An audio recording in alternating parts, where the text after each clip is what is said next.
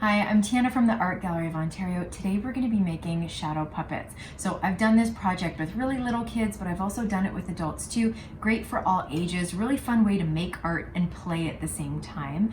Fun way I like to think about shadow puppets is instead of drawing on paper or painting on paper, we're actually creating art with paper. The main medium we're using is paper. It's really, really fun. So come have a look at our materials we're going to need.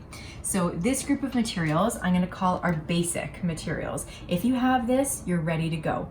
Usually when I do shadow puppets, I use a black background material, but honestly, this is what I have at home and it's gonna work well. So this piece over here is part of a cereal box. This big one in the back was left over from a frozen pizza, and it's nice stiff cardboard. This piece over here is actually the disc that was under the pizza, nice and stiff. We can use that too. I've got some scraps. We're gonna need a handle for our shadow puppet. So my favorite thing to use is if you have bamboo skewers. Sometimes people use that for barbecue, but if not, that's fine. Just get some stiff cardboard. You can use that too. You're definitely gonna need some tape. Any kind is fine, and you're gonna need some good scissors. So come on over here to this pile. This is what I'm going to call our optional materials. You can use a glue stick, you can use a hole punch. If you have an X-Acto knife, it's really helpful to cut out some details on the shadow puppet. If you're a younger person doing this project, make sure you have adult supervision. If you want to make moving parts, there's a couple things you can do. So I have this fun thing called a brass fastener. I'll try to find one for you. So it's got a head on it and it's got a tail, and then the tail part actually opens up. Might be hard to see, but I'm going to show you a little bit later. The other thing you can use if you don't have that is a piece of pipe cleaner. You can use thread or string, and if you want to add color to your puppets, you can use tissue paper or find some clear plastic at home. This was left over, someone delivered flowers, which was lovely, and then this was actually just packaging from something. This, in combination with permanent markers, is going to add some color to our puppets. So where to start? I think of three different approaches for how to make a shadow puppet. The first one is starting with character. So maybe there's a character you always like to draw, or I don't know, just a character that you feel like making today. Great, start with that, and everyone who's at home with you can also create their own characters. Then you can come together to make up a fun and creative story. The second way that you can approach it is to lead with the story first. Maybe there's a story that you've always wanted to tell, so you might want to take a second, think of all the different characters, and then people can choose which one they want to make. The third way to approach this is just to look at the materials and be inspired.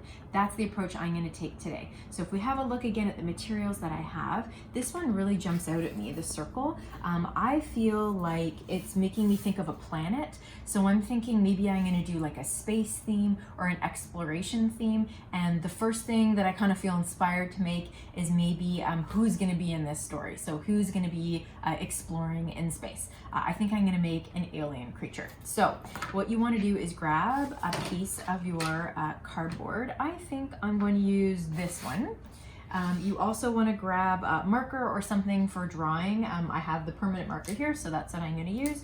And I'm going to draw out the outline of my shadow puppet. So just remember, whatever you draw on the inside, you're not going to see. All you're going to see is the cut edges on the outside, or if I cut something out on the inside. And I know it might sound a little confusing now, but when we get to the end, you'll see what I mean. So here we go. Going to draw my alien.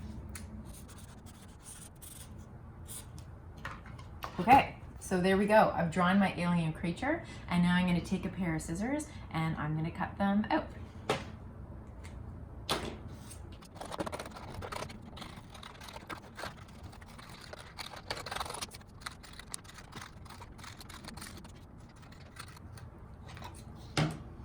Okay, so now my alien is cut out.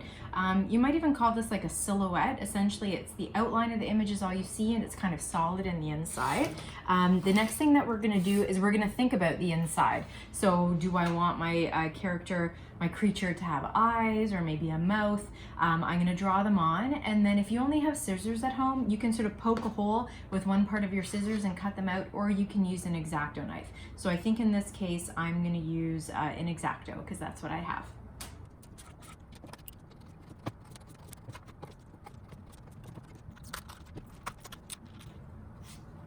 Okay, so that's my first eye cut out, and I hope you noticed a couple things. So the first thing was when I was cutting, and you might want to come take a close look. If you're ever using an X-Acto knife, always remember whenever your blade goes down, you never want your hand to be behind the blade. You always want it to be in front. So I hope you saw that while I was cutting. I sort of had my hand always rotating in front of the blade. The other thing I'm gonna say, honestly, I actually found the X-Acto knife kind of hard to use when I was cutting that out. This is really thick paper. So for the other eye, I'm gonna use scissors. And a little trick, if you have scissors and you wanna cut an inside shape, you just kind of fold your paper a little bit like that. And then you give it a little bit of a snip.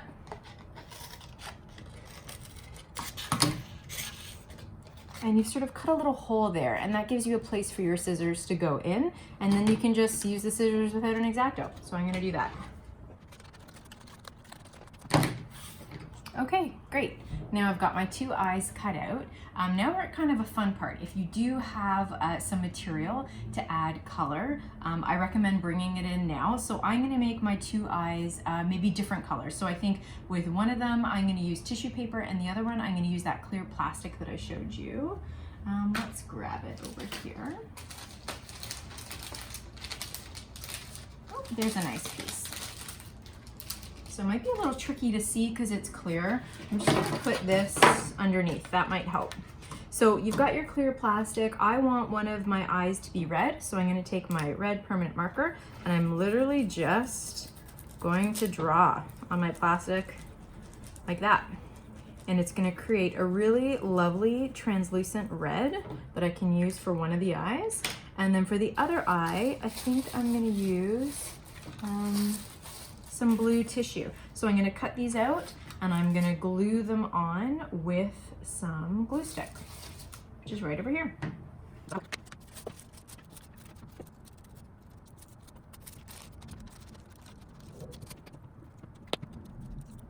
Okay, so now my character has one red eye, one blue.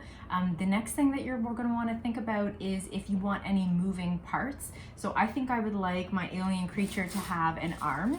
So I already have over here in my pile of wild and crazy materials, I've got this arm that I've already cut out just out of the cardboard. So what you want to do is you want to figure out how long do you want the part to be, and then you have to figure out how you're going to attach it. So if you want to come have a look, I'm going to show you. So I think, I don't know, is that arm too long? It's actually not bad. It's kind of cool if it has a really big arm. I'm just going to trim it a little bit. Okay, and then I think that's kind of good to go. So the first thing you need to do, it doesn't matter what technique you're doing, is you need to make a hole in the main body of the piece and a hole in the piece that you're attaching. So I have a hole punch over here. I'm going to use that, but if you don't, again, you could use the scissors and go like that. And go like this. And you know what? Before we attach this one for real, let me show you some of the techniques that we can do maybe on some sample pieces, and then we'll go back to this real one, the good character. So I've got some scrap cardboard. I'm going to do the same thing I just did. So if I want to attach these two pieces together, I'm going to hole punch one like that, and then I'm going to hole punch the other. And then I'm going to show you, remember I showed you the brass fastener, the pipe cleaner, and I've got one other tricky extra special technique, which I'm going to show you. So here we go. I'm going to show you the brass fastener first. This is probably the simplest one. Again, if you have these, great. If not, totally cool. So you have the head, you have the tail. You're going to line up your two holes like this, and you're going to put the tail through. Okay. Then you're going to flip it over, and you're going to open it up like that. Okay, and then what it does is it lets you have two pieces that stick together and move. So I'm going to show you that using a pipe cleaner. So again, you take your two pieces that you want to attach. You're going to punch holes in one side. You're going to punch a hole in the other side. Now, if all you have is a pipe cleaner, take a little piece like this. You're going to bend it in half. So you've got the end bits and you've got the loop bit there. Put your holes together. You're going to stick the sort of loop part through, and then you're going to give it a bend, and let's get some tape. You're going to tape it down. Let's just move it like that. There we go. You're going to tape it down, and then, so that part's taped, the loop is taped, and when you flip it over, you're going to open your pipe cleaner just like it was a brass fastener. And then look at this. You've got two moving parts, right? Now I'm going to show you the last way, which is on one hand the trickiest, but on the other hand kind of the coolest, and it's the one you don't need any special extra materials for. So we're going to go back to the real piece. I've got my body of my shadow puppet and I've got the arm I want to attach. I'm going to take another piece of just sort of scrap cardboard, and what you need to do is cut out a circle. So I'm just going to freehand it, but you can always draw it first if you need to. Then what I'm going to do is I'm going to draw a dot in the center because I don't want to cut there, and I want to remember that. You're going to draw 4 lines, so 2 lines across from each other and another 2 lines across from each other. And what you're going to do is you're going to cut on those lines, making sure not to cut to the center. So we're going to cut 1, 2, 3, and 4, remembering you're not cutting to the center. Now here's the tricky part. You're going to bend up the edges, okay, of this one piece. You're sort of pinching it together. Now right directly across, you're going to do the same thing. So I'm just going to flip it like that so it's easier for me because I'm right-handed. And you're going to bend these together and pinch them a little bit. Now what you're going to do is take these 2 ends and bring them up together.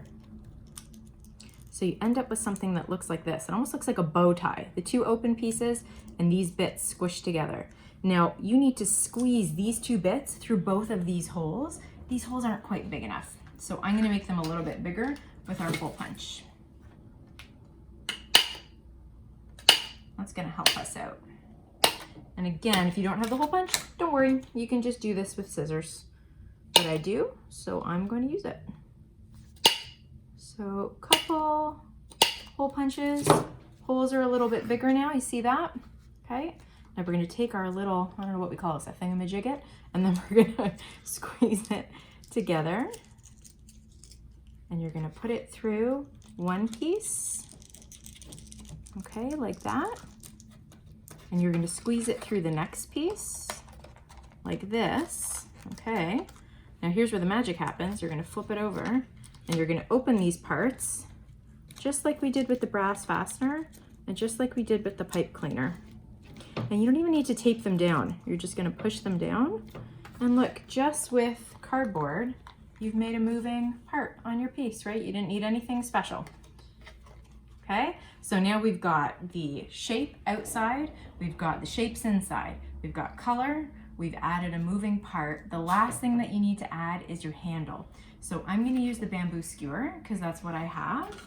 So if you want to come have a look, I'm going to take a piece of Scotch tape, and my favorite way to add it is you take the tape and you lay it on the skewer. You want the tape to run a little past the skewer. You're going to fold it over. What you're essentially making is a tab on the end, and you're going to seal it shut. So you have this little flexible part here. Take one more piece of tape, and you're going to tape it onto the back of your shadow puppet. So I'm going to tape it somewhere towards the middle, but a little bit above, just so that the weight of the piece doesn't feel unbalanced. And then look at that, we got our shadow puppet ready to go. So now that I've got my main creature shadow puppet, I'm going to show you some other pieces that I've already made. So I told you I was going to use this as a planet. I am going to do that. I've also got a rocket ship. So if you want to come have a look at the rocket ship, we've got nice outside shape and inside hole. We've got that colored sort of plastic down here. And I did a little sneaky extra thing. I added a little astronaut that pops up and like a little tab in there. So that's kind of cool. The other puppet that I have is that I have one that's a flower, which on one hand is kind of simple, but I've added some moving parts to it. So I've got these parts where the flower can actually bloom. And if you look on the back, I've done that with adding some string and some tape so it can collapse together and it can open up. And then the last one I was going to show you is a couple years ago I did this project with my family, and my brother made a really cool shadow puppet, and I thought it'd be fun to use today. So his was kind of a wild and crazy character with a moving arm, and he has a wildfire in his belly. I don't know why, but he does. So these are the puppets that we're going to play with today. So I think we're ready for the next part, which is setting up our theater.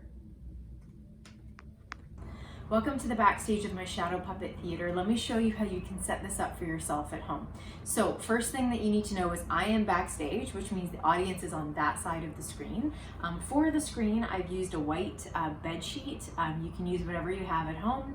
You need something to hold the bed sheet in place. So if you have like a bedroom door opening or some sort of doorway in your house that you can tape the sheet to, great. For me, I've decided to use 2 chairs. Now I'm one person performing, so this distance is good, but if you're a couple people performing at the same time, you can spread the chairs out even farther. My favorite thing about using chairs is that you can actually put your puppets on them, which is helpful. So it's kind of like extra great for backstage. Once you have your shadow puppet and you're holding it up to your screen like this, it might look okay on the other side, but really what you're gonna need is a light source. So if you look under the table, I've grabbed a bedside lamp. You could also use like a desk lamp, something small but bright. I've taken the shade off, which means you just want to be careful. If your bulb's going to get a little bit warm, you want to stay away from it. And that light's going to project past me, hit that shadow puppet, and you're going to get a really good show on the other side. Now it's time to play with our puppets in our Shadow Puppet Theater. So there I am. Remember, you can also play with your own shadow too with the puppets as well. Super fun. And let's grab that piece of cardboard from the frozen pizza box and start it really far away so it's blurry, and then you can bring it close. It's a fun way to play with scale. And the closer you bring it, the more in focus it's going to be. Remember, you can add those moving parts, like maybe this is a planet that only has 1 star in its orbit. So you can push that star out and make it appear. And let's grab another puppet. We have that rocket ship. You can start it low, make it look like it's shooting up from the earth into the sky, into space. And you can imagine maybe there's a kid who always wanted to go explore space, and there they are as the astronaut in the window. You can also remember to add sound effects, right? Like what would that rocket ship sound like when it's shooting off into space? We can have our alien creature show up. So again, you can have fun playing with sounds, so like beep, burp, burp, burp, beep, burp, burp, burp, which kind of sounds almost robot-y. You can make the arm move around. Remember, they've got that fun red eye, that blue eye that we did. And then remember, you also need other like objects and props to tell your story. So again, my flower isn't necessarily a character, but maybe it's a magic flower that when it blooms gives people magical powers who touch it. And again, you can have that idea of playing with scale, bringing it close, sort of taking it far away. And then there's that last puppet that I showed you, the one my brother made a few years ago. I kept it because I thought it was so much fun. And this is a character who has that fire in its belly. And I always think it's because it's hungry and it's looking for something to eat, which makes me think of the magical flower. So I can bring those 2 puppets together and we can have that magical flower bloom. And then when that creature decides to grab it, and so hungry wants to eat it, who knows what'll happen next in the story, right? So that's the fun part of the puppets. You can take them, combine them, play, and just see where the story takes you. I hope you had so much fun creating and playing with your Shadow Puppet Theater. Remember, when you're playing, you can always come back and make more. You can make more characters or more objects, whatever you need to enhance the plot and tell a really exciting story. Also think about things like how you're going to set the scene. Maybe you have puppets that you build that are just about creating the environment of where your characters live. You can also think of playing some music or making fun sound effects. All of that stuff is good, fun, creative play, and will make this a more exciting project for you to do at home. Remember to share everything that you make with us, either videos or photos, at the hashtag AGOMakes and AGO from home. And I hope you join us again for more art projects soon. Bye-bye.